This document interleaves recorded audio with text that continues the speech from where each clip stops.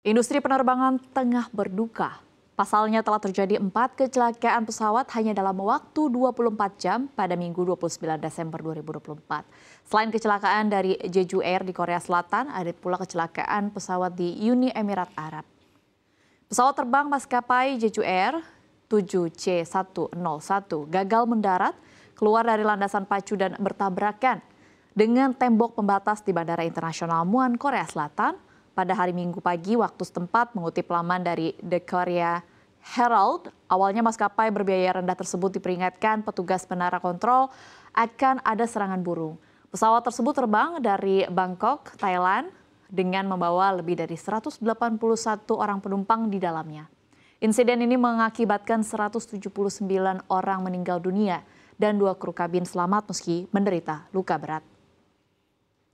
Di hari yang sama, sebuah pesawat ringan milik Jazeera Aviation Club jatuh ke laut di lepas pantai Ras Al Khaimah, Uni Emirat Arab, di mana kejadian mengakibatkan 2 orang tewas, yakni pilot dan co-pilot. Tak lama setelah kecelakaan yang terjadi di Jeju Air, penerbangan Air Canada 2259 yang berangkat dari Bandara Internasional St. John's mengalami masalah pendaratan. Insiden ini menyebabkan pesawat tergelincir dan mesin terbakar. Di Norwegia, pesawat KLM Boeing 737-800 dengan nomor penerbangan KL1204 tergelincir dari landasan pacu saat pendaratan darurat di Bandara Oslo Sandefjord Torp, di mana pesawat tersebut mengalami masalah pada sistem hidrolik saat membawa 176 orang penumpang dan 6 awak pesawat. Beruntung semua penumpang selamat tanpa cedera serius.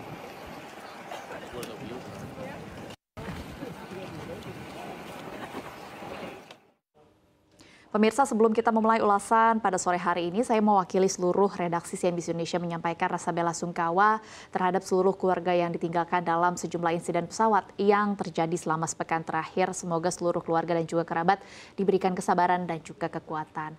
Ada sebuah dogma begitu, atau legenda atau kepercayaan yang beredar di masyarakat, kalau saat tiba di penghujung atau pergantian tahun ada saja fenomena alam yang terjadi yang major, yang bahkan sering menelan korban jiwa. Baru 5 hari yang lalu kita memperingati peristiwa duka yang besar bagi Indonesia, yaitu tsunami Aceh. Kita tahu setiap tahunnya banjir bandang melanda, bahkan di sejumlah wilayah Indonesia fenomena-fenomena seperti angin puting beliung juga kerap terjadi di beberapa kawasan di global begitu. Salah satunya adalah di Amerika setiap pergantian atau di penghujung tahun begitu. Kita coba logikakan dogma atau kepercayaan ini begitu. Kalau kita ambil contoh bencana alam tsunami, kita tahu ini penyebabnya bukan karena pemanasan global.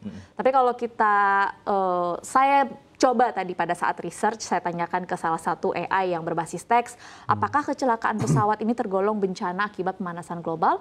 Jawabannya adalah kecelakaan pesawat tidak termasuk bencana yang langsung disebabkan karena pemanasan global. Faktor penyebab kecelakaan pesawat lebih berkaitan dengan masalah teknis, kesalahan manusia, atau kondisi cuaca yang ekstrim yang sementara bukan perubahan iklim jangka panjang. Jawabannya demikian begitu. Namun perubahan iklim dapat mempengaruhi cuaca ekstrim seperti misalnya badai, turbulensi yang lebih kuat, dan juga bisa meningkatkan risiko kecelakaan.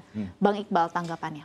Ya, memang faktor kecelakaan ini kan beragam ya. Tapi memang dari beberapa research mengatakan bahwa ini karena faktor manusia juga.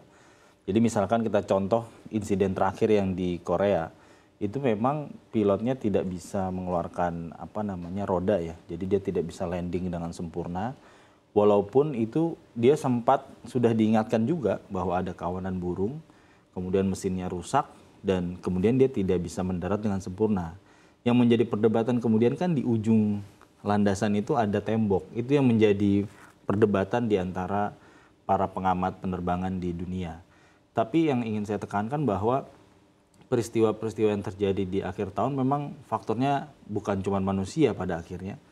Ada faktor alam, perubahan iklim, cuaca dan juga ekstrim. Betul, dan kalau kita case-nya di Bandara Muan adalah faktor ekologis. Jadi memang burung-burung itu memang lazim terbang sekitar jam 9, kemudian ketika ada pesawat mau mendarat. Sebenarnya dengan perkembangan teknologi dan research di industri penerbangan ini kan kompleks. Tapi mereka udah ada riset misalkan di bengkel atau di fasilitas produksi itu udah ada simulasi, misalkan gimana kalau mesin itu dilempari ayam atau seperti apa gitu. Jadi sebenarnya dari segi teknologi dan antisipasi perubahan, saya rasa industri sudah melakukan banyak hal, cuman memang pada akhirnya kendalinya kan di manusia juga. Oke, karena beberapa kejadian ini ada satu fenomena yang akhirnya terangkat begitu di media sosial, yaitu fenomena yang namanya bird strike. Kita disclaimer dulu, tidak ada satupun di antara kita bertiga di sini yang ahli kedirgantaraan atau ahli kepesawatan. Jadi kita sama-sama research begitu. Kemarin saya juga sempat melihat bahwa definisi dari bird strike ini sebenarnya bukan serangan dari satu ekor burung saja begitu, karena kalau logikanya satu burung melawan satu pesawat yang besar begitu, kalau logika manusia kan tidak masuk bahwa ternyata bird strike ini adalah serangan beberapa kawanan burung begitu. Kalau sudah kawanan burung dan tipe burungnya juga kita tidak memahami begitu seperti apa, efeknya seperti apa, tapi kalau kita bicara berkaitan dengan bisnis dan juga ekonomi dari perusahaan maskapai. Kita tahu bahwa yang pada saat ini sedang terjadi atau yang sedang diselidiki kecelakaan di Jeju Air ini adalah maskapai dengan harga terjangkau. Apakah menurut Kang Hendra ada hubungannya?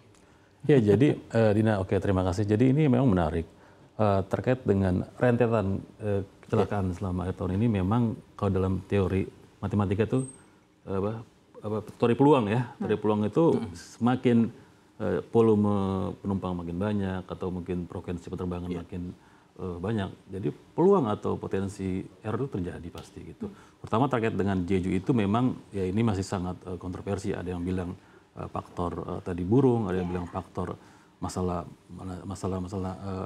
satu hari sebelumnya kan sudah ada insiden yang serupa kan, ada roda pesawat yang turun. Jadi wajar kalau kita mencoba untuk mengaitkan dengan apakah ini ada hubungannya dengan kondisi pesawatnya itu sendiri di samping soal bird strike itu tadi, begitu ya Kang? Iya.